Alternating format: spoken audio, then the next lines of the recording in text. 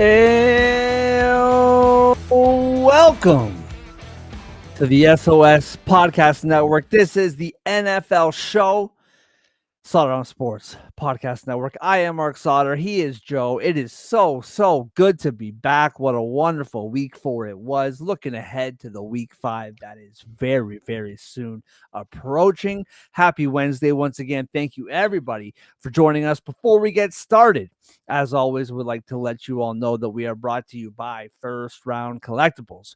Right now with promo code SPORTS10, get 10% off whatever sports card you want in the entire First Round Collectibles store. They have an ongoing sale up to 50% off selected cards. Use promo code SPORTS10 for 10% off regular priced and sales priced items. FirstRoundCollectibles.com, promo code SPORTS10 for 10% off your order. And Total Apex Media and Total Apex Sports. Football full swing, baseball playoffs. Are they in full swing? They're in a Right? check I feel swing. like hey, I love it. I Yeah. feel like Saturday it's full swing, but baseball playoffs are here. Your Yankees, is it still tied 2-2? I think we're hanging on, right? And by Yeah. we, I mean you, because I hate both of these teams. So Yeah. You're waiting for one of us. yeah, I'm waiting. I'm waiting. Yeah. Um, Football season's here, baseball playoffs here, hockey season, basketball season, both around the corner. Total Apex Sports has what you need, whether it's just catching up on the latest news and info, whether it's betting, whether it's fantasy, whatever it is, they have you. They have another website with health, lifestyle, pop culture, TV shows, gaming, all that good stuff. So check out Total Apex Media and Total Apex Sports, and shout out to them as always for having us on board. All right. Once again, this is the NFL show on the S.O.S Podcast Network. I am Mark. He is Joe. Joe, how we doing on a Wednesday, man? Good to see you as always. It was much better an hour ago when we were up 2-0. So, um, we'll see what happens. Listen, rivalry games, you can't predict those. You just can't predict them in any sport. Like unless a team's like really tanked, like they've really just reached the bottom of the barrel and they're just like at a crossing roads. You can't ever predict what's gonna happen. So we'll see what happens. But football is cooking. We won a game. I don't know if you know, Yeah, you but we won did. a game. Yeah, you So did. I feel proud to wear this, even though our best player is out for the remainder of the year. That's fine. We'll figure it out. We'll figure it out. But at least we figured out the win one, and now we just gotta Yeah. keep figuring that out.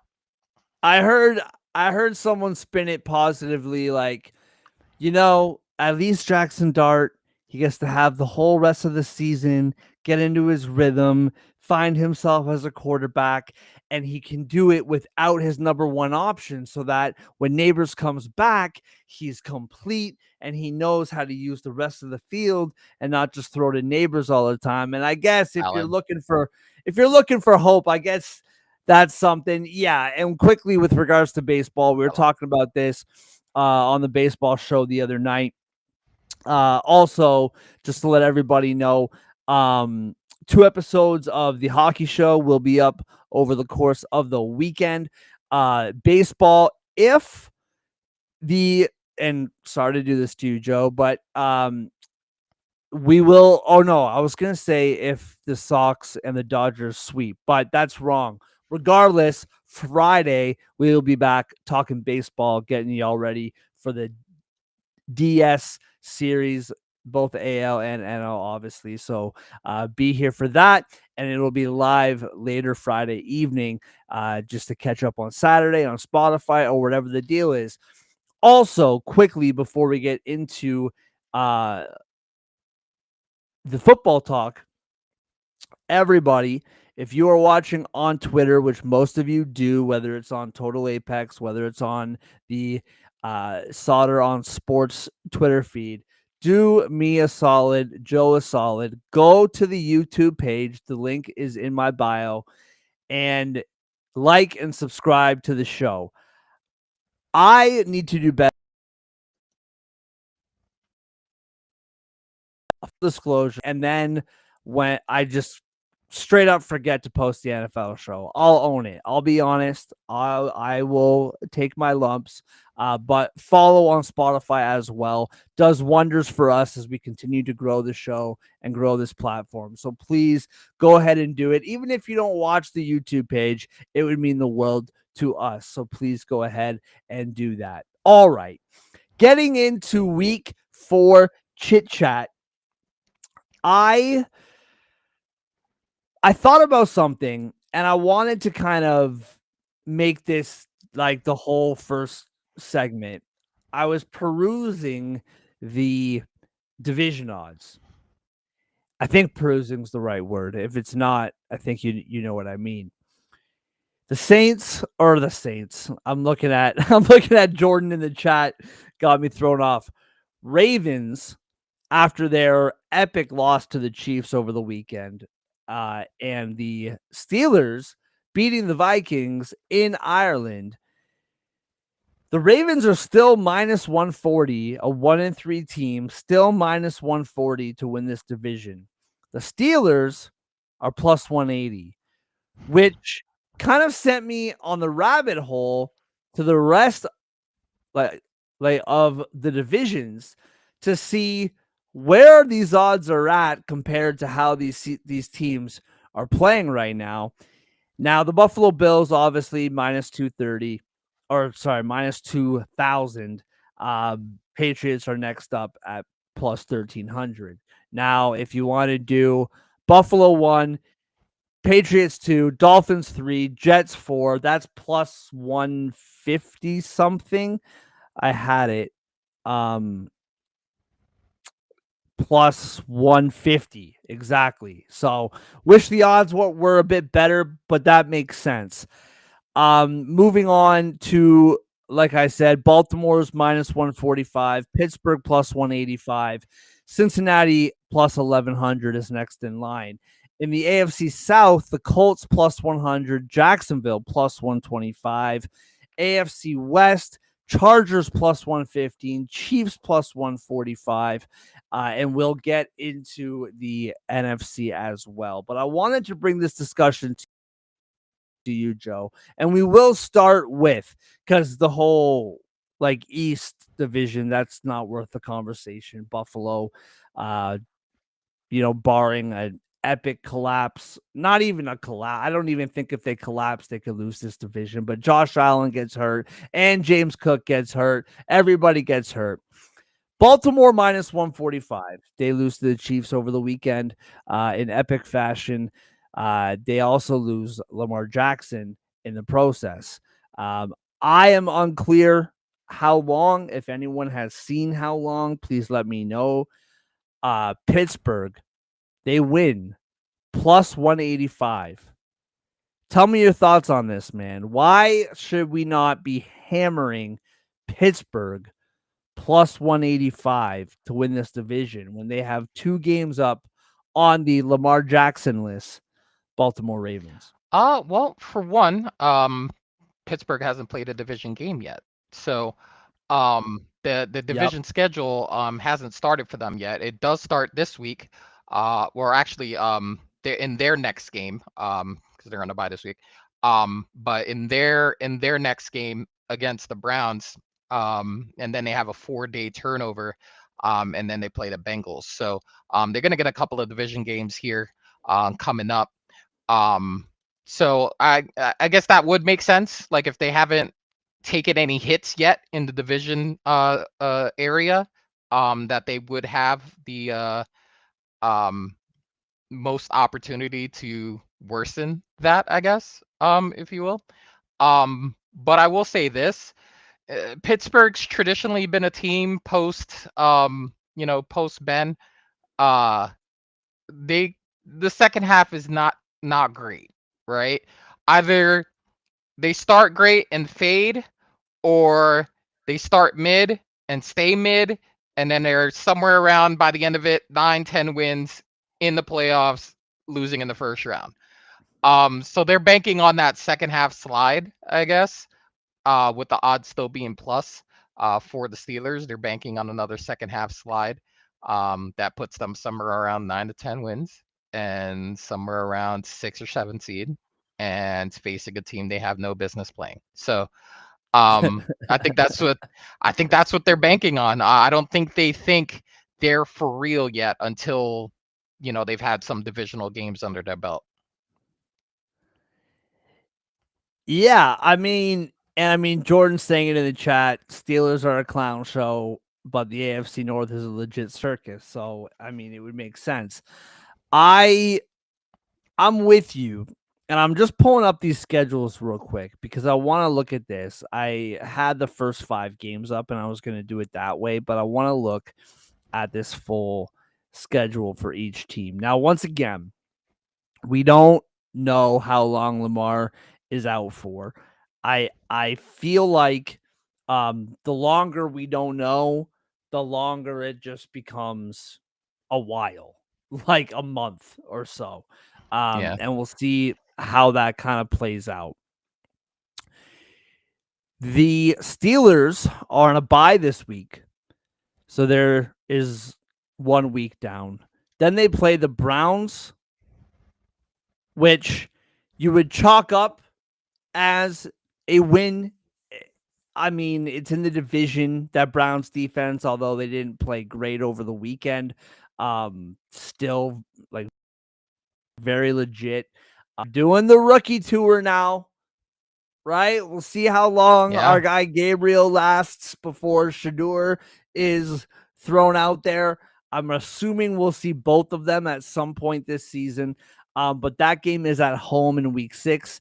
Then in Cincinnati, which even though that is in the division, we'll see what happens with Cincinnati. They are a disaster right now. Like, it is not even, I feel like, and this is a whole kind of side conversation, but I felt like because of what we've seen from like Browning in the past, it felt like, okay, if they can stay 500, little above in a conference where like 9-8 could legitimately get you to the playoffs, then maybe Burrow comes back for December and they can find a way to get to the playoffs. That's not happening. This team is a total train wreck, and that defense just continues to just nosedive week after week. Week 8 is the Packers. Week 9 is the Colts. Week 10, Chargers. 11, you get the Bengals again. Week 12, Bears, then Bills, then Ravens, Dolphins, Lions, Browns, Ravens. Not the easiest of schedules by any means. Not impossible. I think you can beat the Bengals twice. I think you can beat the Browns. The Packers and the Colts will prove to be difficult, although both of those games are at home. The Bears, I think you can beat. For the Ravens,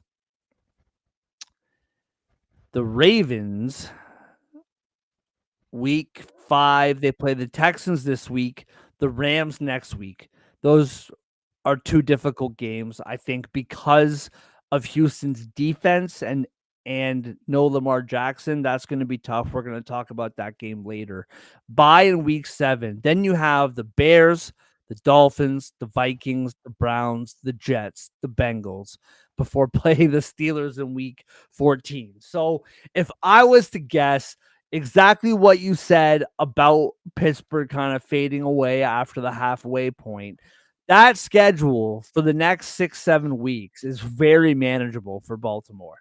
And if they can go, 4-3, 5-2, whatever it is, by the time Lamar gets back, again, we don't know when that will be. That to me would be why they are still favored, is because that schedule is very favorable. That being said, they're still 2 games behind. Like, to me, I know these odds aren't like out of this world, but plus 185, I'd still sprinkle on this because I just think 2 games is a lot to make up, and depending how long Jackson is out for, like these, and that's the thing too. Like these next 2 games, these are 2 pretty difficult games for Baltimore. I'm curious. Well, okay, we're gonna talk about the Houston game later, so I'll save it for that. So that's why I would think like I would rather the Baltimore schedule than the Pittsburgh schedule. But that plus 185, man, that's still for 2 games back. That's still a really tempting number. Yeah, I mean, honestly, they're also probably trying to kind of figuring who Baltimore's lost to, right? So like they've lost to the Chiefs, the Lions, and the Bills. Not exactly scrubs, right? Um, I Yeah, think that's fair.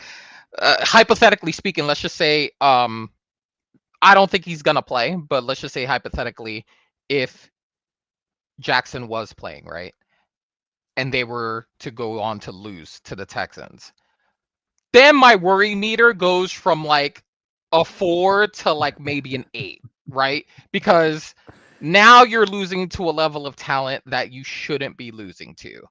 And I know Houston's got a defense, and then that's fine, and I get it. But at the same time, these are two teams going in at 1-3. You got one team that literally has no offensive line to speak of. They had 5 guys blocking one man and lets the best pass rusher on the Titans just be in their quarterback's face as soon as the ball was snapped. It is the worst offensive line play I have ever seen. 5 guys on DeAndre Yeah, it's Sweat awful. as Jeffrey Simmons is in CJ Stroud's face the minute the ball gets snapped. Insane. Yeah, So if you were to look at yeah, it's I awful. put that clip in the group chat, and it was from like a different point of view. It's like from the defensive point of view. So you're looking at the defensive line, and then you got Houston's offensive line right in front of you, right in front of that, and you just see 2 guys run into each other here. Then you see the center completely not even look at Jeffrey Simmons. And so these two run into each other. The center's looking to the opposite direction, and Jeffrey Simmons has a clear line of sight on CJ. I don't think CJ, I think the time to kill between the snap and him being on the ground was almost immediate. Like Yeah, it felt like that Jadeveon Clowney play when he played for South Carolina, and he just flattened the running back in the backfield like almost immediately. That's what it felt like. I'm gonna grab that clip and show it to you later if you haven't seen it, but it was immediate, and CJ could have been dead right there. Like it could have been over for him right there. So if Baltimore would have lost to that with Jackson, I'd have put my worry meter at a significant number at like between 8 and 10, because you can't lose to a team like that. Absolutely not. you can't. I mean, you can, but you shouldn't, And right? Like you shouldn't. listen, theoretically, and we remember a couple years ago when Dak was Mm. hurt, and Cooper Rush was just fine at just managing the game, right? We hear that term all the time in this kind of situation, managing the game. But that's really all he needs to do. Derrick Henry needs to stop putting the ball on the ground. And those wide receivers just have to find their way to be open. And you're right. I just that defense, it still scares me. Even you painted a beautiful and accurate picture.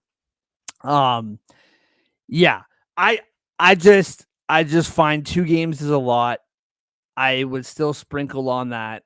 I think, um, but it would be curious, and it did look to me, and I know it's Minnesota. I know it's over in Ireland. I know this is kind of wonky. I don't like to have any stock in like those games. However, it does feel like the Baltimore or the Pittsburgh defense is starting to find what we expected to find from them.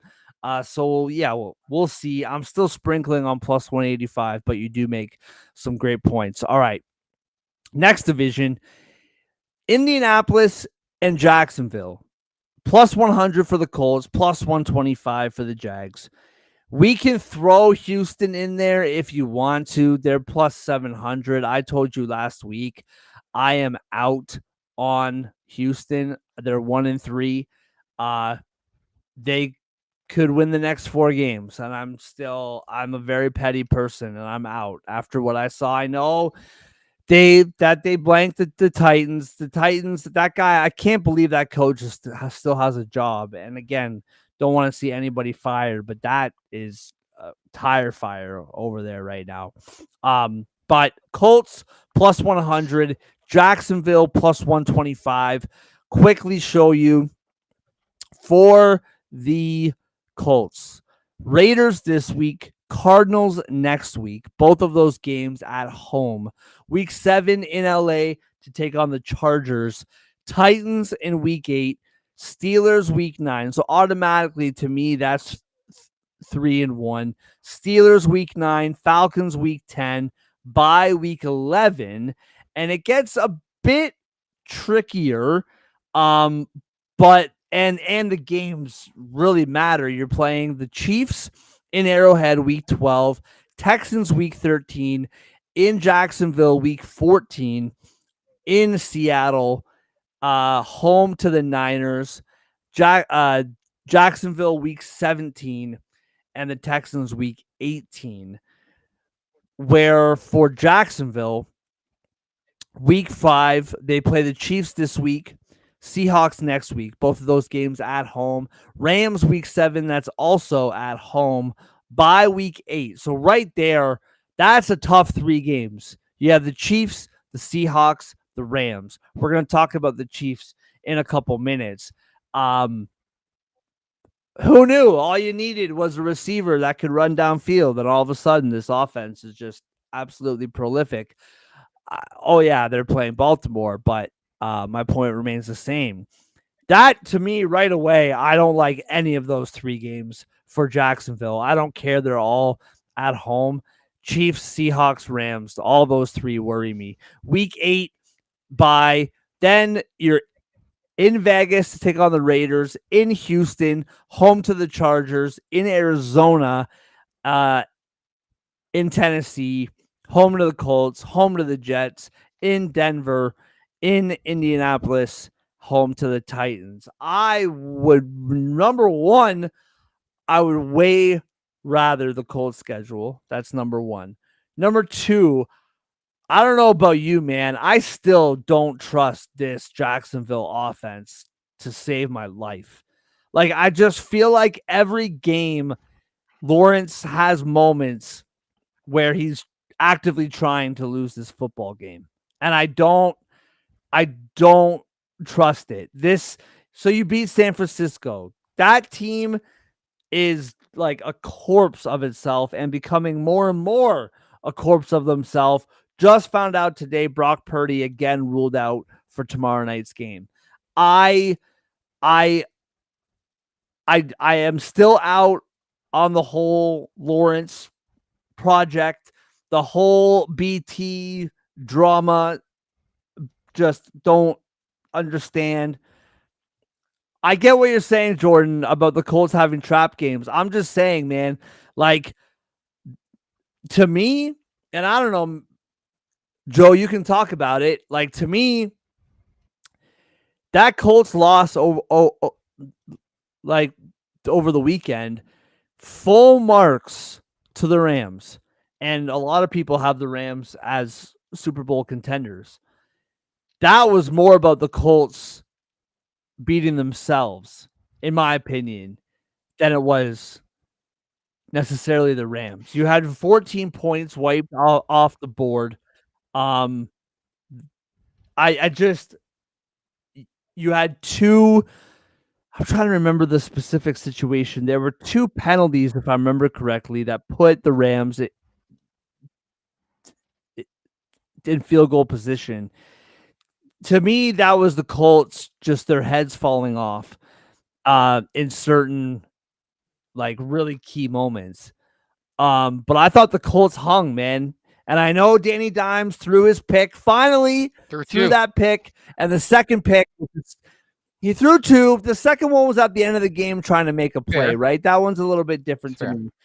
But I still thought he looked fine. I still thought the offense looked good. I still like what I'm seeing from the Colts.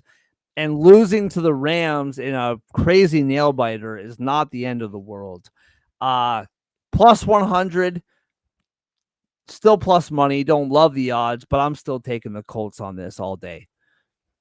Yeah, I mean, it was harder to say at the beginning of the year because you didn't know what was what, but a quarter of the games Yeah. completed, you feel a little bit better, like as far as the picture is concerned.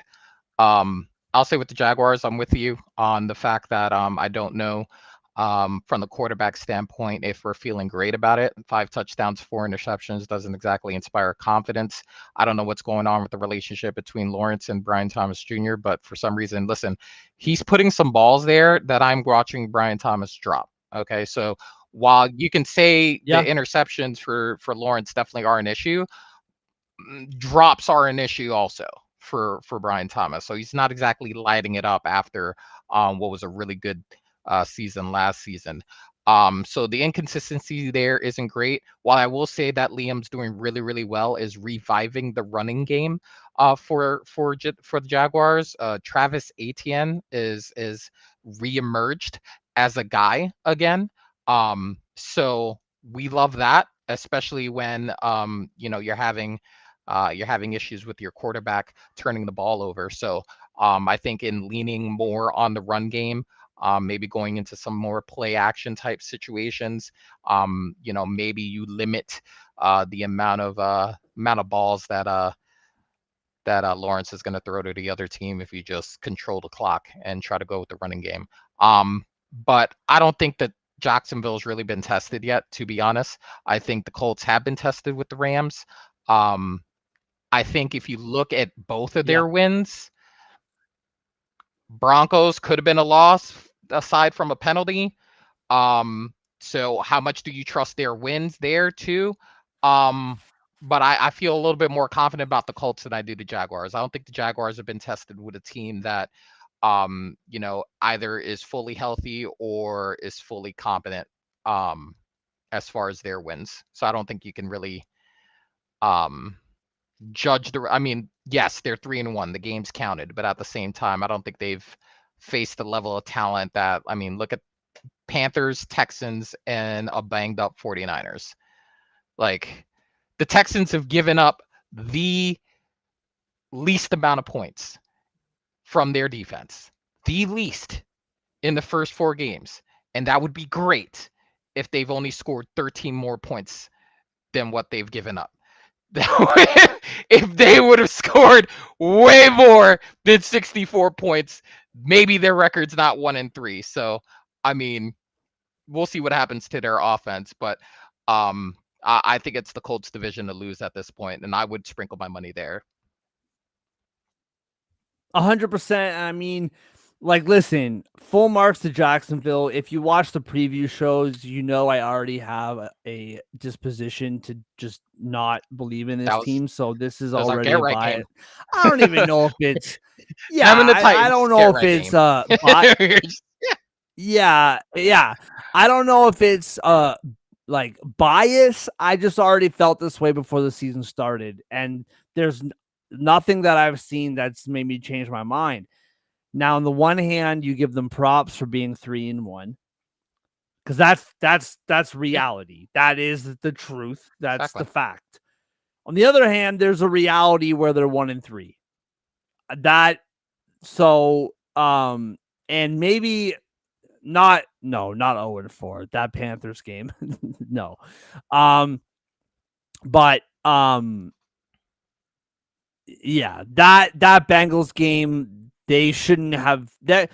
You can even spin it that way. They should be 4-0. Like, you can even spin it to the positive that way as well. So that's how I feel about that one. All right, moving on. Chargers plus 115. Kansas City plus 145. Before we dive into the end, the Broncos plus 460. Now, we're not going to deep dive into the Broncos schedule. I think there is a world where we can talk, or I can talk myself into the Broncos potentially. However, what I've seen from that offense, I just don't trust it. Now they can find a way to make it to the playoffs. I don't think any of us will be shocked if 3 teams from this division made it to the playoffs. I'm not saying that I'm out on the Broncos or nothing like that, but I do think it is the Chargers and the Chiefs at the top of the mountain here. Plus 115 for the Chargers, plus 145 for the Chiefs. Before we dive into those two schedules, tell me what you thought from the Chiefs, man. Big win, obviously, over the weekend, beating Baltimore. Yes, we can talk about Baltimore's defense. You made a great point earlier that all their losses are to very good teams. And so that's a very good point. That being said, good team or not, their defense has really been awful in those key spots. But what did you make of the Chiefs, man? I thought that Mahomes looked, because even though he didn't have weapons, at least down the field, and even though he was making plays with his legs, I thought he's had moments where he's missed guys where he would never miss them in years past. I thought even though he did make plays to win games, I didn't think they looked all that great. Even against the Giants, man, I didn't think Mahomes looked that great. Tell me what you thought about that win over the weekend. Well, he was sacked one time. Um, it felt like he had all the time in the world back there. It felt like, I Yeah. don't know. It just really didn't feel like, and that's not to say that they did not, try to run the football. They ran the ball 32 times. Well, I'll say 30 times because 2 of those were Gardner Minshew kneel downs. Hey, we're going home. But when you look at the game, like before when we were capping this game, it was the easiest pick for me. The absolute easiest pick for me. Baltimore's defense was that horrendous. And I just thought if the Chiefs are ever going to hit the over on their points, even with the way the offense was looking, this is going to be the game. This is going to be the game because Baltimore's a leaky faucet. Okay. They have plumbing issues. Bad. Okay. They need an inspection. They need holy water. They need a blessing. Okay. For that defense to get right because they are under siege. Absence of any pass rushing. They have, and now the players that are supposed to be the guys that are to help them out, they're hurt now. Nate Wiggins went down. We don't know how long he's going to be out for. So the Chiefs look like the Chiefs again. Mahomes looked like the MVP again. He had 4 touchdowns before the 4th quarter hit, and there was a chance that he might have hit a 5th if they didn't take him out like a couple of minutes into the 4th quarter and put Minshew in there. So it was crazy to say, but this was a get-right game for the Chiefs offense. Even though they still Yeah. can't run worth a damn, it was a get-right game, it felt for them. He had everything going that you could think of. He was spreading the ball out. Worthy got some, Kelsey got some, Brown got some, Juju Smith-Schuster got some. Someone that I really want to see get more touches, and I heard through the grapevine that evidently this is supposed to happen. This Brashard Smith guy, okay? To me, I think this is the kid from SMU that they drafted. It was their last pick of the draft. He has more speed than anyone in the backfield. I think he's a guy that can break one if he gets more involved into the offense. It's supposedly he's going to get more carries. We'll see what happens. But I just don't think as an offense they can survive with 2 and 3 yards per carry from your main guys. I don't think you can survive off of that. Now, granted, Pacheco went 7 for 35, but one of those was a 12-yard gain. So now you're thinking 6 for 23. It's sub 4. Not great, right? So I think they need to give that guy a little bit more run. If you don't trust him in pass protection, then maybe give him more first and second downs. Um, and then you can rotate, Hunt and Pacheco, obviously. But I think he definitely needs to get more carries for me. And that would make me feel better about them long term, because I don't think they can pass their way to a division win. I don't think they can survive 37 pass attempts from Mahomes every week, and them finish in first. I don't think their offensive line could survive that against better defenses, because let's just face it, Mm-hmm. that was a leaky faucet they faced last week. Anybody and their moms could, the Giants could have scored on the Ravens last week. Okay. Like, that's just being real about it. The Giants could have scored on that team last week. So, Hey, man, don't knock Tim Tebow 2.0 back there, bro. He's cooking right now. listen, I'm really excited about Dart, and I'm really excited about the fact that he may be able to develop, some chemistry with these guys just through the length of the season, because Slayton will still be there. Wan'Dale Robinson, he's going to be there next year, so like he can get some reps with these guys, and just get some live actual NFL action. You know what I mean? Because the preseason is the preseason. He's out there against the G League. He's out there against the NFL Europe. He's out there against the Arena Football League. He was out there against future accountants and insurance salesmen. Okay. So getting some live reps, getting against NFL talent is going to help him moving forward, which is why I approved the move. But as far as the Chargers and the Chiefs, I just think if the Chiefs can't figure it out running the football, I worry about the success of the offense through the balance of the season to be able to win the division. Obviously, they've won so many in a row, and it would just seem easy to do so. But I do like that there's a little bit more in that running back room, evidently, with the Chargers over. Like, at least they're trying. The Chargers, O'Marion can be a guy. Okay. He If had a he good figures day it the other out. day. Yeah. Oh, well, all right. Because he had a long one. Okay. So if you average out that one long run and then what he did against the Giants, not spectacular. The ending number looks great, but yeah, he did have a long one there that boosted that average a little bit. I don't disagree with you. The only thing that I would say is that I think it's important for him to get that long one. Like he needed something to like boost the confidence. He also needed the carries to do that. Yes, and that's what I'm saying. Yeah, and this is the problem with Baltimore, is that Henry is the same way. Like, he needs the attrition. He needs the getting in there and the carries to develop that callus to where in that fourth quarter he's ready to shut it down. But he's only averaging 12 carries a game. He can't get going with that few carries a game. Same thing with Amari and Hampton, who's used to being the guy in UNC. He needs the volume to be able to cook.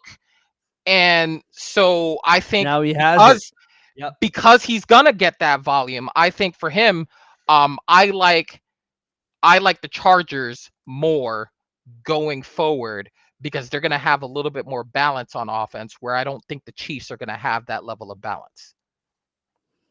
Yeah, no, I'm right there with you. I also, now we'll go through these schedules. I really like the Chargers schedule a lot. And if that's all I'm basing it on, then I'm taking the Chargers. The only thing that concerns me is they got some big injuries in some key spots. And both tackles that has to be it for the injuries. Like, they can't afford another one. No, they can't. Yeah. They can't. Yeah. And I mean, valid. That game over the weekend, listen, man, I think at the end of the day, and I know this sounds kind of counterintuitive to my point, but at the end of the day, the Chargers are the Chargers, and they're going to lose games like they did over the weekend. And ultimately, that defense that the Giants have, no matter how negative the vibe may be at moments on that defense, that's still a very good defense. And on offense, they have guys. And like there was just a really fun free throw. Like Dart. And by the way, when I say Tim Tebow 2.0, I feel like there's two reactions when Tim Tebow comes out of someone's mouth. It's either, hey, man, all he did was win. You watch your mouth. Tim Tebow is legit. Never Hey, got the chance to keep blah, blah, blah. I live in Or Tim it's, Tebow country, so I get it. I yeah. live in Gainesville. I experience the experience. I get it. Or it's, hey, what are you saying? That like Dart's going to suck and he can't throw the ball downfield? Like, it's not a negative comment. If you watch that game by Dart on the weekend and you watched Tim Tebow in his heyday, that's what it was. Like, that's what it was. It's just a fun comment. I'm not trying to offend anybody one way or the other. Yeah, it was a very simple game plan. They used his Yeah. legs, they used his arm. He didn't throw for like 400 yards, they just No. they mixed it up and they And survived.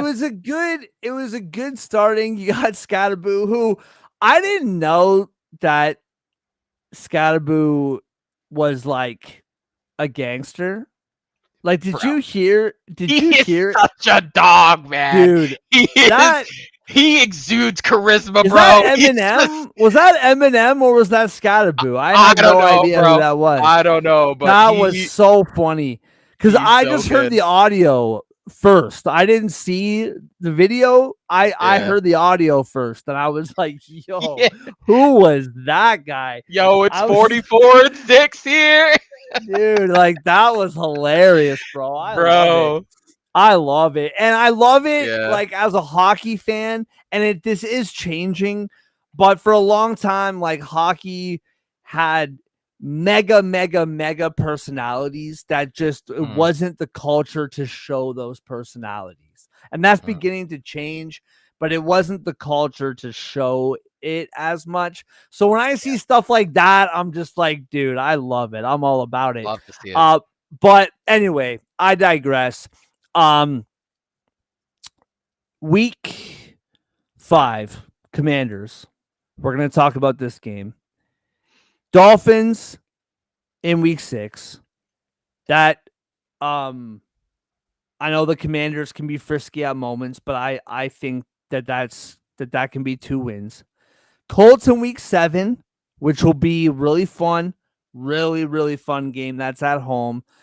By the way, I feel like we've seen the most Chargers fans at SoFi like that we ever have had, like in the Listen, time that they've it's been the there. Harbaugh effect. It's the Harbaugh Dude, effect. they're showing up, man. I love it. Week Yeah. 8, week 8 Vikings, week 9 Titans. Theoretically, no disrespect to like the Vikings. I know they have talent, and I know they have a brilliant defense. Those are 3 of those 4 games are absolutely gettable.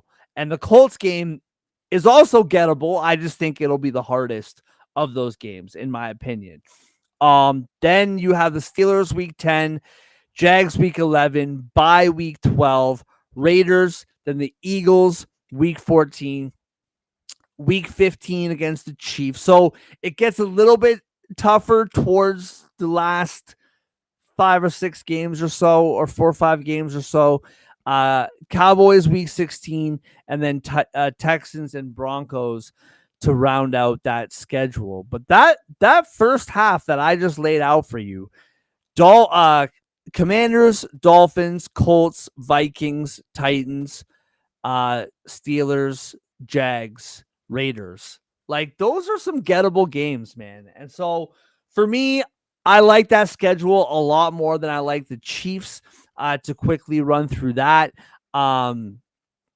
Jags on Monday, and then the Lions, the Raiders, Commanders, Bills, Broncos, Colts, Cowboys, Texans, Chargers, Titans, Broncos, Raiders. It's not too different. Obviously it's the same division, so they have roughly the same schedule. But I I like the Chargers in this spot. I think you just got to sprinkle something on the Chiefs because they're the Chiefs. That being said, the Chargers just can't afford another big injury. No, I agree with that. I agree with that. All right. I was going to go through the NFC, but what we'll do is we will let the NFC play for one more week. And then we'll get into that next weekend. We'll see what happens over the weekend. We'll get into the NFC division odds next week. I'll quickly throw out the ones that I have my eye on. We won't talk about it. We'll just throw it out there, see what happens over the weekend, and we'll get into our week 5 bets. Eagles minus 370, Commanders plus 430. That feels like the East in the other conference, kind of a foregone conclusion is what that feels like. Despite Jalen Hurts not completing a pass in the second half. The North is the one that's the most interesting. Lions plus 110, Packers plus 115. We're going to get through this show without talking about that insane Cowboys Packers game. I don't we'll see what happens this week, but I just like after 2 weeks, man, it was the Packers, excuse me, the Packers winning this division going away. And Yeah. now the Lions are back and that Packers team is a problem. It appears to be that way. That's why the NFL is awesome. Yeah, I will Uh, say, looking at it, just quickly eye checking the divisions, it's playing a lot like it's playing a lot like it played last year. yeah, If you think about it, the NFC North and the NFC West, super competitive. Each team kind of like share the lead back and forth. And then divisional matchups is what is going to determine, who wins division, who gets in. But it's playing like exactly the same. Like NFC North at the beginning of the season, all teams were over 500 at this point. NFC West, same thing, all teams over 500, or at 500 or over. So it's going to be very interesting when those divisional matchups come into play, um, and see who ends up breaking from the pack. yeah, I 100% agree with you, and that's the other division that I have my eye on, and once again, we'll see what happens. The Rams play the Niners tomorrow night. No Brock Purdy. We're going to talk about that game in a minute. As of right now, Rams minus 105, 49ers plus 220, and the Seahawks. To me, and we're going to talk about the Seahawks game as well. So we're going to kind of talk about this in a kind of like roundabout way. This plus 390 for the Seahawks to me is disrespectful. This Seahawks team, the defense has some question marks. The fact that game became very close against the Cardinals last week, I Yeah, feel like there should have been more distance there. the I just fourth feel quarter like, was insane. The things that I yeah, was watching was insane. I know. But that two-headed monster at the running back position, Yeah. right? Darnold is keeping the first half of last season with the Vikings going, right? Let's just forget about what happened at the end of the season. And he's playing great. And so this Seahawks, and again, we'll dive into this next week. We'll see what happens. But as of right now, I'd sprinkle a bit on the Seahawks plus 390. I like the Rams. I think that Definitely worth. the Rams being favored at minus money is correct.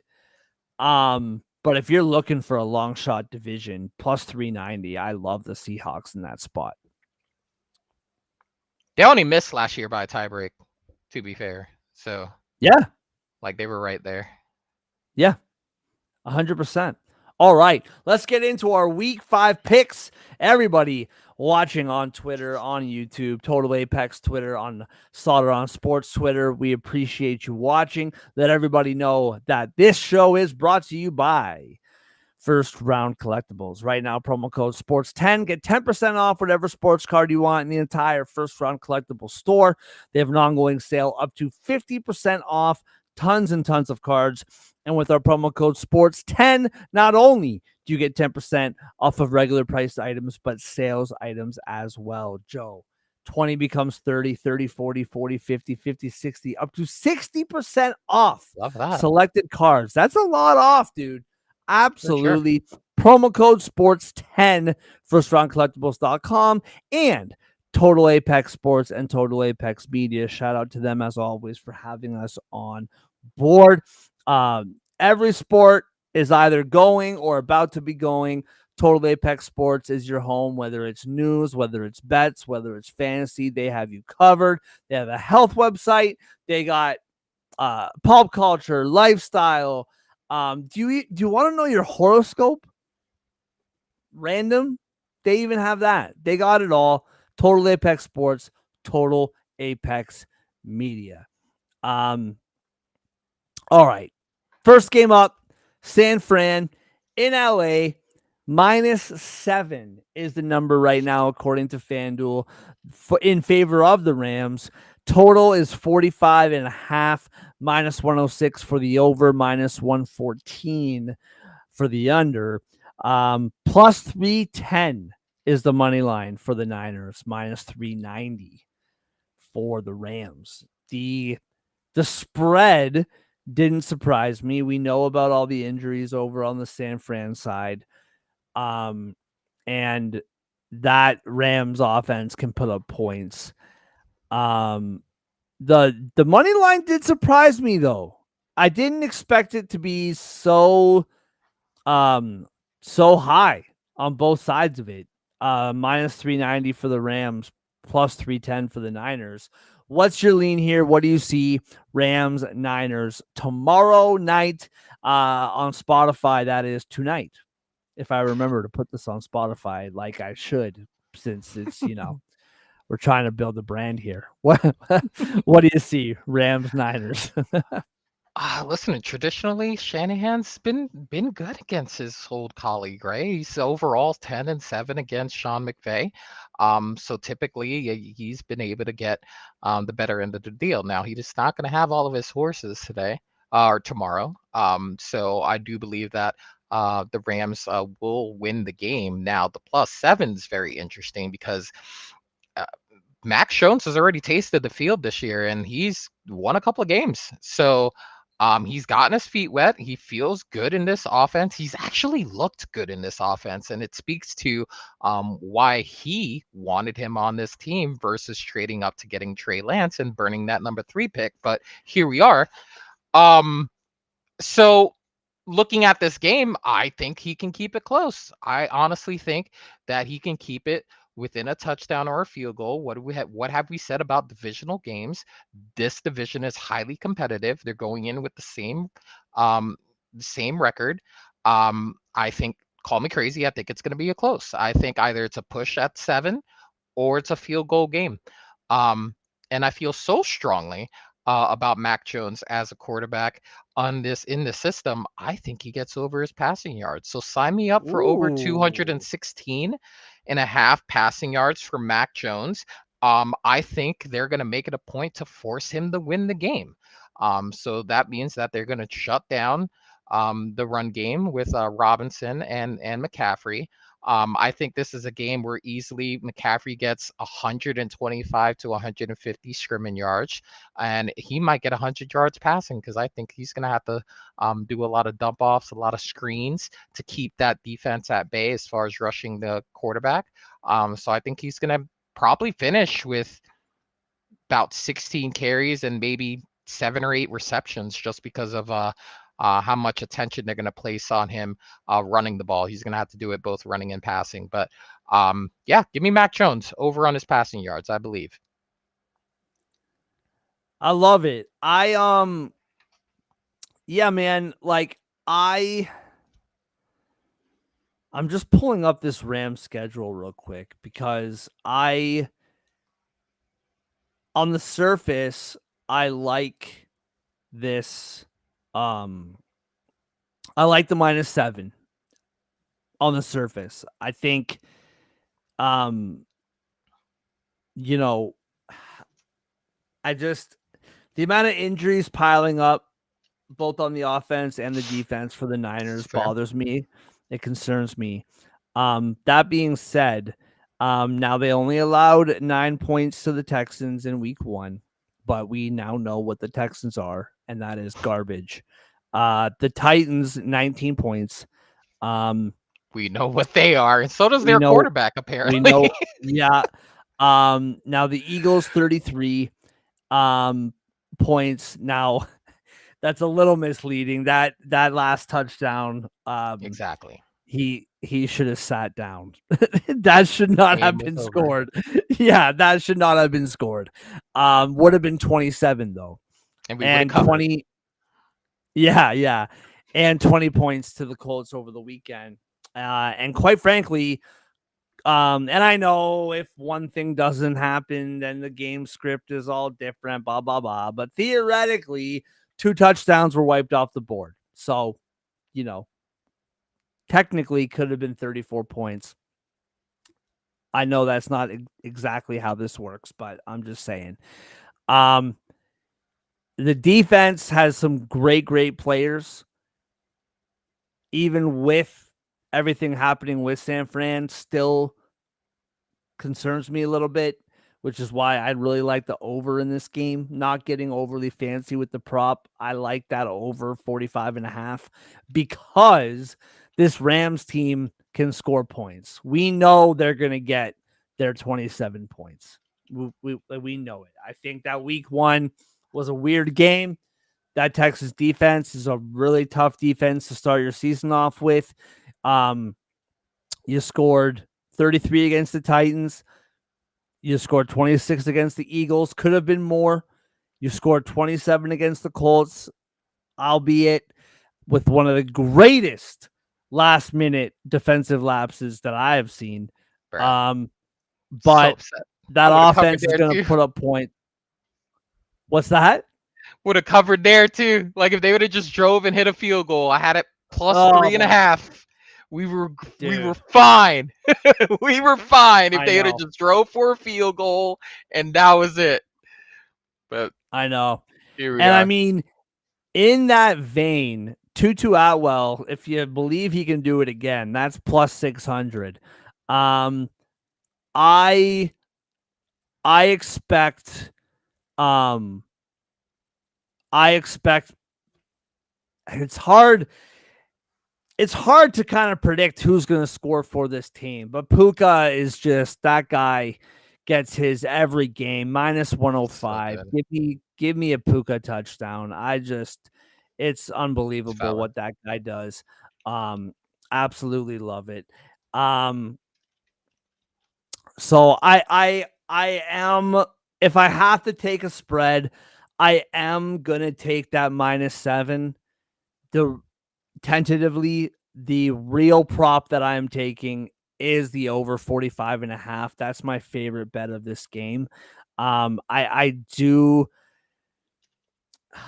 man, maybe the Niners +7 is the way to go there. Um, I just, I, I'm losing faith in this Niners team. And I want to say this too, because there have been years where Niners fans on Twitter have somehow found me and come after me. And uh, it's We're here an because Eagle fan, so it's valid. because I'm an Yeah. Eagles fan, Yep. 100%. Yeah. And when we beat them in the conference championship, that wasn't legitimate and blah blah blah. Oh, right.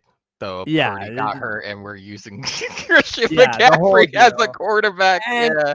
and Yeah. dude, I forgot that you're zoomed in right now. I'll zoom this out. So what happened was the next season, the Eagles played the Niners. They were 10-1 at the time. I think that that Niners loss was the first loss in Oh, that. was that the beginning of the I 10 believe to the so. 10-7, and then yeah. I believe so. If it wasn't the first loss, it was the second. It was like right at the beginning.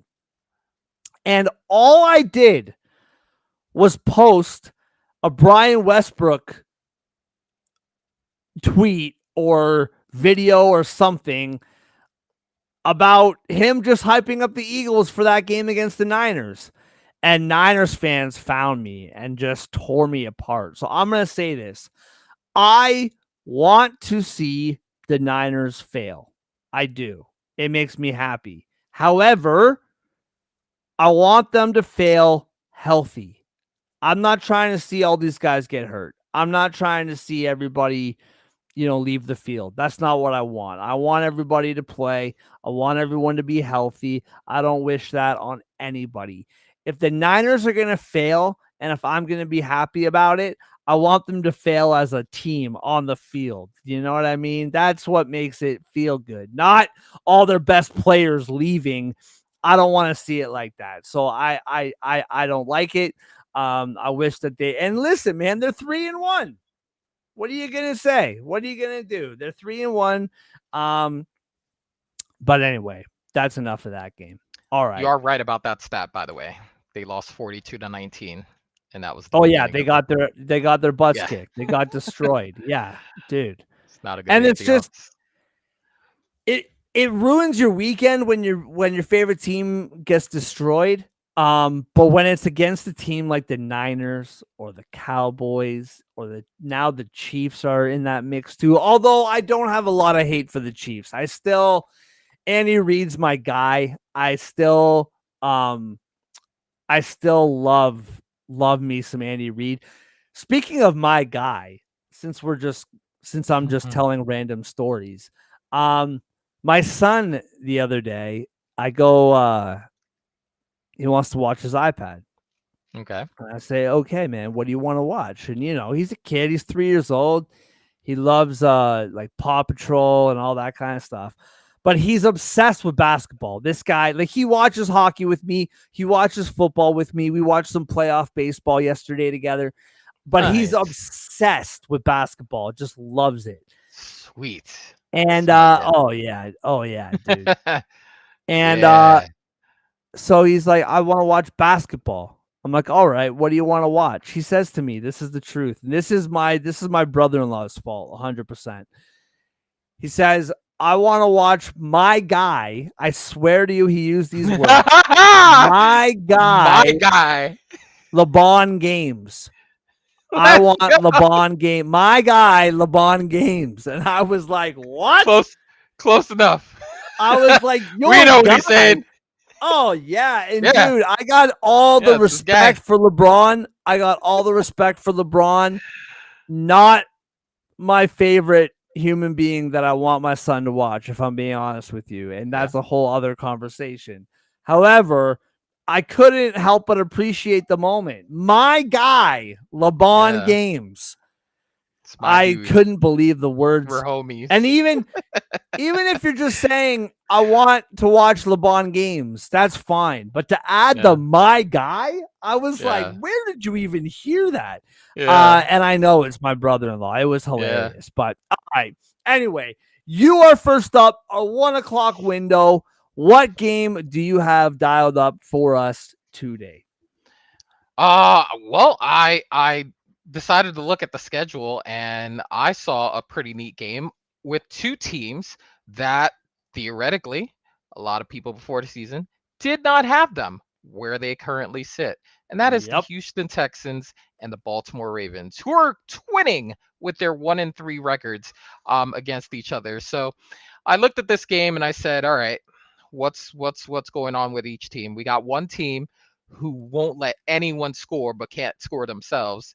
And then we have another team that scores with the best of them, but also lets the other team scores with the best of them. So it's like very different animals that we're dealing with here. I've never seen a team have the best offense and the worst defense simultaneously at the same time, except for maybe last year's Bengals. But I looked at this game and I said, Well, last week, the Baltimore Ravens defense was Kansas City's offense get right game. And I said, if there was ever a time that CJ Stroud would get it together, this is the game. This is the game that it happens. Oh Give boy. me Houston money line. Whoa. Give me CJ Stroud the over on his passing yards. Because if he's ever going to hit the over, it's against the Baltimore Ravens defense. Wow. Sorry, Andrew. I had to do it, brother. He knows what's happening. Wow. Yeah, you know what, dude? I mean, I'm with you in the sense that this team, if they're going to do it, it has to be now. Not only has the Baltimore defense been awful, but they're losing guys, a lot of guys. And so not only is this a bad defense, but it's a bad defense who doesn't have their best players, at least a fair chunk of their best players. So, I mean, I'll just say this, because this is your game that you picked, I'm staying away from this game. I am not betting a thing on this game. This is all you. I am out on this one, but I can't argue with your reasoning. And it's one of those games that, quite frankly, even with your point about the defense, this could be a rock fight, and that under 40.5 clears with flying carpets, as my guy Ricky would say in Trailer Park Boys. Or this could just be a 50 plus total and it could just get out of hand. But we haven't seen that from Houston. So even with that bad defense, it's hard to predict that. All right. My game that I'm picking is Denver in Philly. Now, listen, I'm very well aware. I'm just going to call myself out on this because it's whatever. Right, It's yeah, just good. it's like vulnerability. It's vulnerability. It's fine. No big deal. In his defense, it's the only other solid 1 p.m. game to talk about. To be fair. This is the thing, dude. I went up and down the schedule and I was like, because not only do we want to give our, we're calling them like best bets, but really we want to highlight a good game and talk about it and tell you what we like or don't like. If it's like, like, what am I going to do? Like, we got Miami, Carolina. The Colts in Vegas is a close second. I think that's going to be a great game, and I'm taking the Colts in that one, by the way. But the Giants, the Saints, I mean, that's going to be a tough watch no matter what side you're on there. Dallas, Jets, Tennessee, Arizona. Oh, no, Tennessee, Arizona is the 4:00 window. Even if that was a good game, it's the 4:00 window. So there's just not a lot of meat on this 1:00 bone, if we're just being honest about it. So Denver in Philly. Philly's 4-0. Denver is 2-2.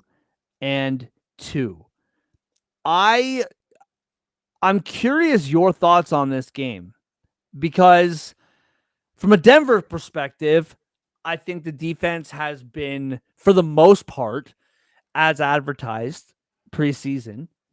They've had some moments here and there, but for the most part, this defense has played really well. Mm-hmm. The offense is extremely Jekyll and Hyde. They played really well on Monday, I suppose, but quite frankly, beating the brakes off of the Bengals in their current state really does nothing for me. And you have the Eagles, who are just, I mean, what do you even say? Like, against the Rams, they had 30, what was it? Like, I'm not going to get this perfect, but it was what, like 33 yards at the half or something stupid. Like, it was like low. Unimpressive. Yeah. And then they come out in the second half and they cough up a fumble all over the place. And then they just go off after that. You know, it was two different teams, bro. That was not the same team that went into the half. It was not the same team. It's absolutely ridiculous. And then Against the Bucks, they dominate that first half. Not even close. I Yeah. believe the score was 24-3 at the half, or 24-6, with Yeah. field goal at the end of the half, 24-6. And then the offense, Jalen Hurts doesn't complete a pass. They have more negative drives than positive. Now, the negative 34 yards at the end of the game was because of the intentional sack, which is, or not sack, intentional safety, which was way riskier of an option than I would have gone for. But hey, it's Yeah. Sirianni. I mean, what are you gonna do? It's gonna get wacky sometimes. Um, I just can't. And then of course AJ Brown talks about, if you're not wanted, then just keep your mouth shut, and that whole tweet that he put out with a Bible Hmm. verse or whatever it was, right? I I the whole AJ Brown thing, I mean, listen, I understand the guy wants touches. You're on a Super Bowl winning team and you win every week. You know you're going to get yours. You also know that you're going to have games like this, but we all know you're going to get over 1,000 yards somehow. Even with a game like this, you're going to get over 1,000 yards somehow. Also, you have the AJ Brown game like we did earlier in the season, where they don't even throw you the ball. Yeah. They threw you the ball 9 times and you caught 2 of them. I'm not saying that's on you. I'm not saying Mm, it's on you. I'm just yeah. saying I'm just saying the ball went your way 9 times, which is over double the amount the ball went anyone else's way.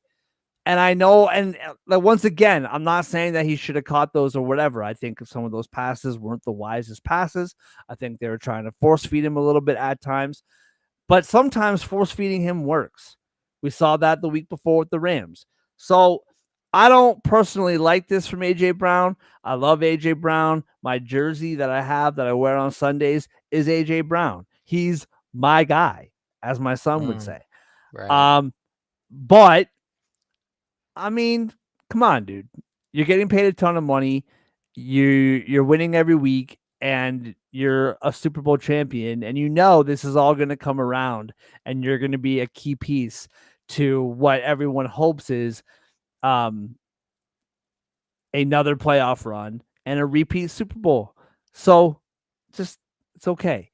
Now, all that being said, the defense has its weakness uh, in the secondary. We've talked about it. That being said, I really like the way this defense has played. I thought for the most part they dominated against the Bucks. What made this game close was 2 plays of 75 plus yards that were just really good plays. Now the Eagles can't allow those plays to happen, and I know you can't just take those plays away, but that defense played really well. And those 2 plays were huge plays for the Bucks. I like Denver plus 4.5 here. All that being said, I like both of these defenses. And I, even with the sporadic inconsistency of the Eagles offense, we know they're going to put up points one way or another. And I think Denver's going to put up some points too. I like Denver plus 4.5. I will throw out that these odds real quickly here. Uh, Denver plus 4.5, plus 166 on the money line. The total is 43.5 at minus 115. I do like the over in this game. I do think it'll be a high scoring game. Um, Actually, you know what? The more I think about it, I actually like that under. Just the way we've seen this weird Eagles offense with the Denver defense, I can see this being a 21-17, 21-19, some weird game like that. Um, I like the Broncos plus 4.5 on this one. Okay.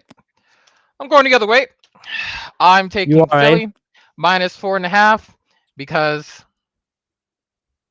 they like to come up with some asinine scoring situation at the end of the game when it's just well and done already, like they did against um the Bucks. Yeah. So I'm going to count on a last second field goal or touchdown that extends the lead past 4 points to make it at least a touchdown. So I'm going with that. I will say, while the secondary can be leaky, the Eagles' defense is in the bottom half against the run, and J.K. Dobbins has been cooking. So I'm taking the over on his rushing yards. I couldn't get that number because it wasn't posted yet, but the man's got over 300 yards in 4 games. He's got 5.7 yards per carry right now, and it's going to behoove them to keep using him at that level for the simple fact that their quarterback has been turning the ball over a little bit. Just a little bit. So Yeah. they're gonna And probably. I typically don't like to go this way because this Eagles offense, like, it took 3 weeks to finally get the AJ Brown game. Mhm. But like we saw it last week, they tried getting him the ball. I am gonna take his over in receptions. I'm not gonna play the yardage game. Okay. But I am gonna take the over in receptions for AJ Brown when those numbers are posted. All right. 4 o'clock.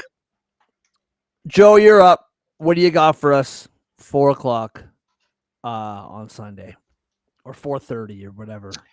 Yeah, no, I really like this Chargers Commanders game. I think the Mm. Chargers coming off of last week's loss against the Giants, I think they had very winnable opportunities in that game, and they just weren't able to overcome the pass rush that the Giants were bringing. I think that with Jaden Daniels coming back this week, I don't know if he's 100%. I don't know if he's just good enough to go type situation, or if he's 100% good to go. And because of that, I think I'm leaning towards the under in this game. I'm staying away from the spread here. I'm going with the under. I found it at 48. And I just think with um, not knowing exactly what percent health Jaden is at, I think they're gonna want to focus on the run game, and I think LA is gonna try to do the same on their end, and I think it could eat up a lot of drives. I don't think there's gonna be a lot of possessions between the two of them if they're each gonna be focusing on the run. Um, so give me the under on the 48 points with that. I also have a prop pick here. And it goes back to the conversation we had before about Hampton's numbers last week that I feel like were a little bit inflated because of the fact that he had one break. I think they keep Hampton under his rushing yards, which is at 65.5. I just think he's going to Mm. get the volume. I think he's going to get 15 to 18 carries. I just don't think he's going to pop the big one when they know how important he's going to end up being to that offense. I think they're going to try to keep him under wraps, keep him from breaking the big one. Yeah, I like the Chargers. I like the Chargers minus 2.5 here. I think, you know, Washington was one of my picks to go under their total. I also really like them to miss the playoffs. I even without the Jaden Daniels stuff. Mm. And off. I mean, listen, man. Like Mariota, he was all right on the weekend, man. He had a pretty nice game. Um, I I still I think this defense is very susceptible. Yeah. And I think that the offense is just like, I mean, even when Jaden Daniels was healthy, man, we haven't really seen it. We saw it go off. Who was it against? Was it the Raiders? Who did they go off against? Some dumb team. You got me with some dumb team. It was the Raiders. It was the Raiders. Yeah, dude. The Raiders are dumb. I want to believe in the Raiders with every fiber of my being, but they're Yeah, just listen, they dumb. have a Like, what real do you get, problem with Gino throwing to the other team. I'm curious, how much does that dude? Is loyalty? it 7? Is it 7 picks I so far it's a or lot. 9? It's a lot, and I'm thinking Dude, to myself, it's like, man, that's his boy from back in Seattle. So it's like, how much rope does he have? Because he can't keep throwing to the other team. It's costing them games. it was the worst. This is the worst we've seen since he became that Yeah, guy for yeah, I Seattle. agree. This is that old Geno coming Yeah, back. And listen, man, like last season, he threw a bunch of picks last year too. But the difference is that he was making yeah, plays. And sometimes it was either the coverage or the receiver would make a mistake or tip yeah. balls or whatever it was.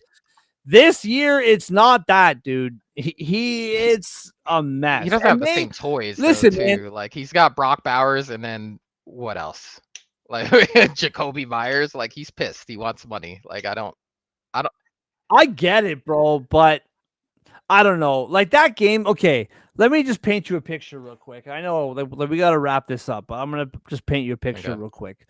So I had Indianapolis money line tied to, which I wouldn't believe it if I said this at the beginning of the season, but it's the truth. I had Indianapolis money line parlayed, 4-leg parlay. The second leg was Daniel Jones over 225 yards. No, it's I valid picked now. it and it Yeah. hit.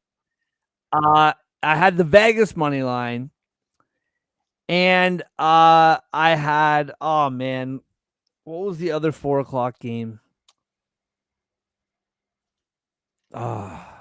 It hit, but I can't remember. Or was it 1 o'clock game?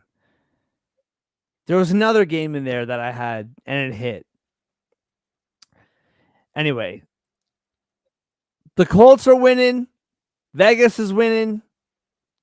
Everything's good. And then the Colts collapse, and my ticket's ruined. And I was so upset. I didn't even realize that the Raiders lost that game because my ticket was already lost. And I was like, Whatever. whatever. I should probably go be a parent. I should probably go be a parent now. I didn't even It's realize that already the done. Raiders blew Yeah. that game. That team, I believed in them and I want them to succeed so bad. Even Pete Carroll, man. Anyway, whatever. I don't know why I even went down that road. My point is, I don't trust Washington. Don't like Yeah. You've been vocal about that. Jaden or no Yeah. Jaden. Yeah, Jaden or no Jaden. I don't trust Inconsistent. them. I'm taking the Chargers on the It's -2.5. fair. All right. My game is maybe like to me, this is the game that I'm the most look forward to watching. Um Tampa Bay, Seattle. I think this could be the makings of a really, really good game, and I'm really looking I forward agree. to it. Seahawks are favored -3, -180 on the money line, +152 for the Bucks. Over 44.5 is -115. The under is -104.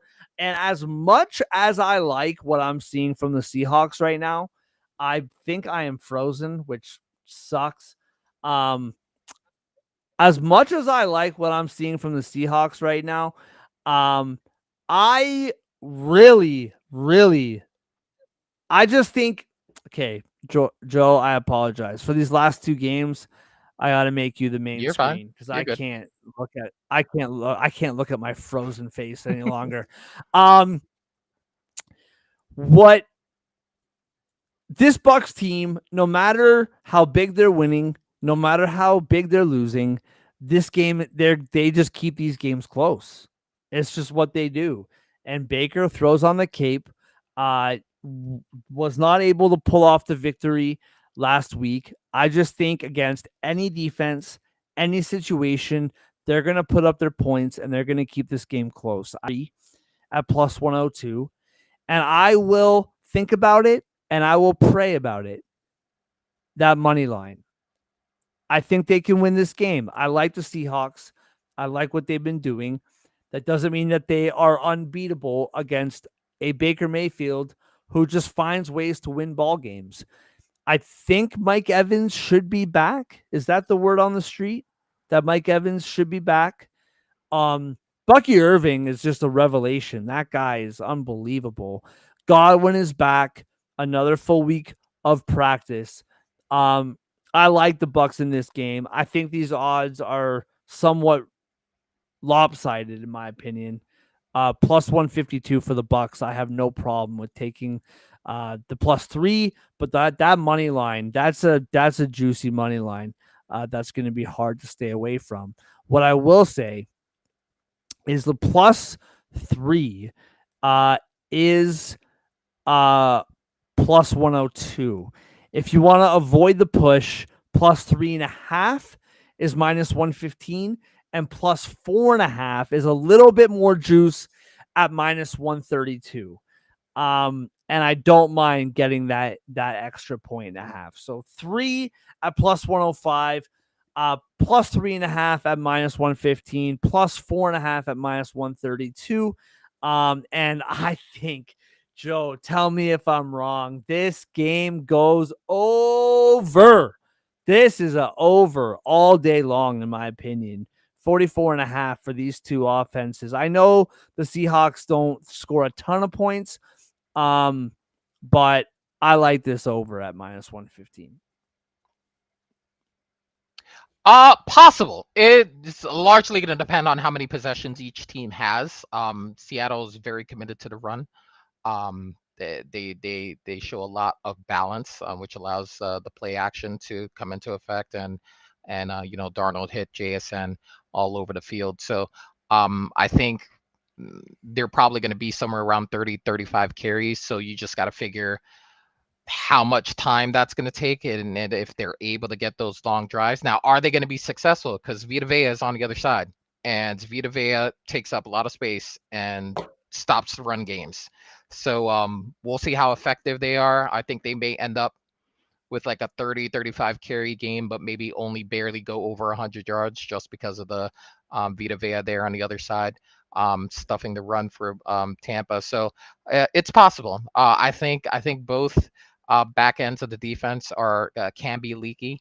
And it's the reason why I'm taking Baker Mayfield's over in passing yards, just because I think he's gonna be able to cook out there. I don't think I don't think he's going in at 100%. I don't think Bucky's going at 100%. There's a lot of guys who are questionable, Yeah. dealing with some stuff, who aren't practicing. Yeah. So I think they're going to be going in at less than 100%. But this team just finds ways to win games. I That's it, think man. they were behind in just about all of their games. I don't think they've had a game where they just from the beginning was just from the outset. Um, I think they've had the battle back, and they battled back last week, just couldn't get the job done in the end. But I think they're gonna find a way to win this one. Believe it or not, I'm going full Bucks money line. I'm not taking the points. I'm going full. They're winning the game. Um, and yeah, taking Baker's over on the passing yards. I just believe in this team. I think they don't want to be in the position they were last year, where they were just back and forth with Atlanta, to where they just went all the way up to the last game as to who Mm-hmm. won the division. I think they just, for once, want to win this thing outright, and maybe even rest in the last 2 weeks of December. Like I think they honestly want to get to a point where they're not having to fight for a playoff spot in their last game. Maybe get some rest. Yeah. Yeah. I'm right there with you. I love it. I love your confidence on that money line too. All right, let's wrap up this show. I have a NHL fantasy draft at 9:30 that I completely forgot about. I hope nobody that's in my league is listening. So I got to wrap this up and go pick up my family. And dude, my life is so fantasy heavy right now. Like I just finished baseball, which if anyone's done fantasy baseball, that is the grind of all grinds. Super I'm in grinds. I'm in I've I'm done in it once. dude, I'm in 2 football leagues, 2 hockey leagues. It's just too much. Like I don't know, but I just can't help it. I can't help it. I'm a degenerate, and whatever. Take my money, and I'll probably lose, and this is how it is. New England in Buffalo. Buffalo -8.5. -430 on the money line, +340 for the Pats.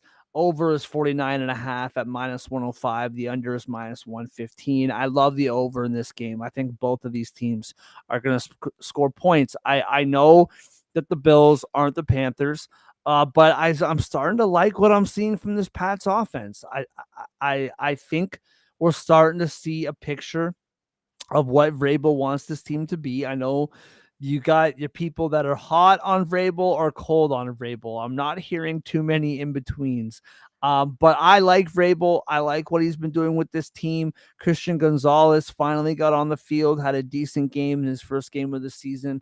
I'm honestly, and listen, man, Buffalo, the like, we never talked about the Saints Giants, but the Saints are a frisky team, man. Like, they're not going to win a bunch of games, but be careful betting against them when it comes to the spread. I think I like the Pats +8.5 here, man. I know it's on the road, it's in Buffalo, there's no snow flying yet. I don't love what I'm seeing from Buffalo's defense. We all know they're going to score points. I I like the over in this game. That's my bet, is the over at 49.5 at -105. But I think the Pats can keep this game close, man. Yeah, I also think it's going to be a close game. I'm going the other way on the total though. I'm going to under the 49.5 points. Rivalry game. I think it's going to be a physical game. I think both teams are going to put an emphasis on running the football, which I think will limit the possessions. Um, and I just think one team, with the amount of carries that they're going to give both their backs, I just don't know if there's enough possessions for one team to hit 30, or for one team to, just be so far ahead to where that total it will be in danger. So I feel pretty safe in the 49.5. I will say that they're gonna force Drake to beat them from the pocket. So I think I'm going to take the under on his rushing yards, which is at 26.5. I think they're going to keep him inside the pocket, force him to win the game from there. Um, and yeah, I envision a close game, maybe a field goal, maybe something weird like like you were talking about in the previous game where it's like 4 or 5 point difference. Maybe some missed extra points. I know Bass likes to miss a couple here and there. So maybe a couple Yeah. of doinks makes it like Yeah. a 4 or 5 point win. But yeah, I think Buffalo wins a close one, and I think this game will kind of like, I think this game for Vrabel, I know there's no such thing as moral losses, but I think this game will give him a really good gauge as to what he has in this team, with this test against, you know, basically the class of the division, right? I mean, they've won how many straight?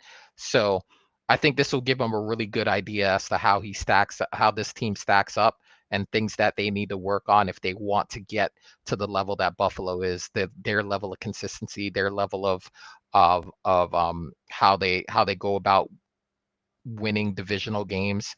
Because I think most teams um that are like in the middle or not at the elite, the elite just want to get in, right? Maybe on the off occasion where they've lost a lot of games on the road against a certain team, maybe they want to get the highest seed possible. But most teams, they want to win their division first, worry about everything else second. Um, so I think New England's going to get a taste of that. Um, and I think this game will be a really good test for this team to see where they stack up, like where they truly stack up. Yeah, no, I don't disagree at all. All right, moving on to our best bets. Before we get to Joe and I's best bets, I do want to throw out a little teaser. I haven't done this a lot this year, but I do love a good tease, Joe. The Cardinals starting at -8.5, 6.5 points to -2. Bucks from +3 to +6 to +9.5. Lions from -10.5 against the Bengals to -4. Bills from -8.5 to -2. Colts from -6.5 against the Raiders down to 0. So a tie game would be a push. Plus 290. Imagine. Yeah, I know. Plus 290. I think that's a pretty nice sweat free, although teasers they're never sweat free, but it's Wednesday, so they're all sweat free. Plus 290. It's a fun little tease. And I don't mind it at all. All right.